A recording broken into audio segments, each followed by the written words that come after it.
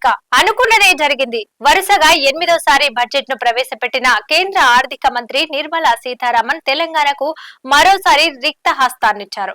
రాష్ట్రం నుంచి 8 మంది బీజేపీ ఎంపీలు, 2 కేంద్ర మంత్రులున్నా మనకు వచ్చింది మాత్రం గుండు సున్నా. ఒక్క రూపాయి రాలేదు. ఒక్క ప్రాజెక్టుకు జాతీయ హోదా దక్కలేదు.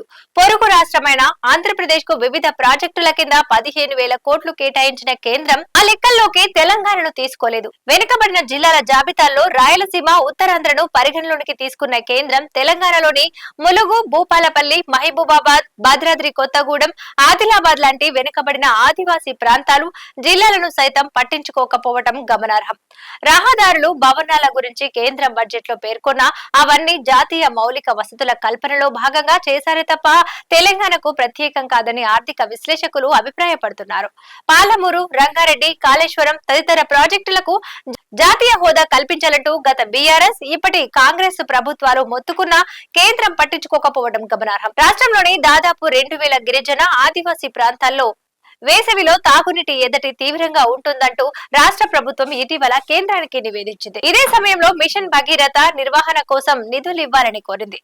ఈ రెండింటికి కలిపి 10,000 కోట్ల మేర సాయం చేయాలంటూ రేవంత్ సర్కారు కోరినప్పటికీ నిర్మలమ్మ తన పద్దులో ఆ ప్రస్తావనే చేయలేదు.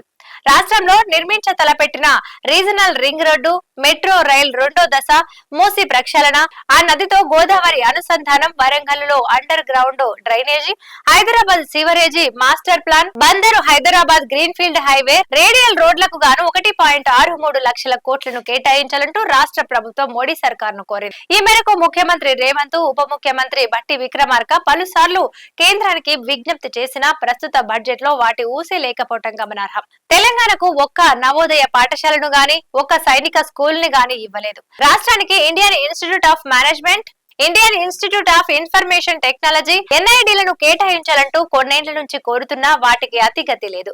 మొత్తంగా చూస్తే తెలంగాణపై కేంద్రం చిన్న చూపును ప్రదర్శిస్తోంది. గత 10 ఏళ్లుగా రాష్ట్రంపై అంతకు మించిన వివక్ష కొనసాగుతోంది. ఈశాన్య రాష్ట్రాలు, కేంద్ర పాలిత ప్రాంతాలను మినహాయిస్తే నిర్మలమ్మ బడ్జెట్ లో అత్యధిక వాటాను ఉత్తరప్రదేశ్ దక్కించుకుంటే అతి తక్కువ నిధులతో తెలంగాణ సరిపెట్టుకుంది.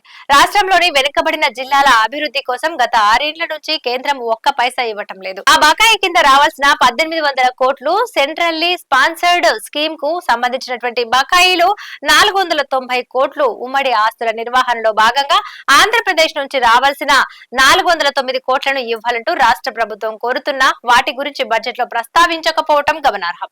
మరోవైపు రాష్ట్ర విభజన చట్టంలోని హామీలను కేంద్రం తన బడ్జెట్ లో ప్రస్తావించకుండా వాటిని అటకెక్కించింది.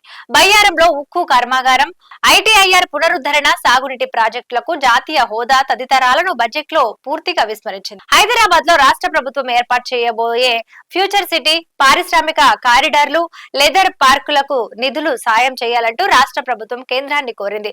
గోదావరి పరివాహక ప్రాంతాల్లోని బొగ్గు బ్లాక్లను సింగరేణికి కేటాయించాలని, హైదరాబాద్ లో సెమీ కండక్టర్ల కేంద్రాన్ని ఏర్పాటు చేయాలని రాష్ట్ర మంత్రులు పలుమార్లు కేంద్రానికి విజ్ఞప్తి చేశారు. అయితే వీటి గురించి బడ్జెట్ లో ఒక్క ముక్క లేకపోవడం గమనార్హం. ఇది వాటి న్యూస్. చూస్తూనే ఉండండి T10.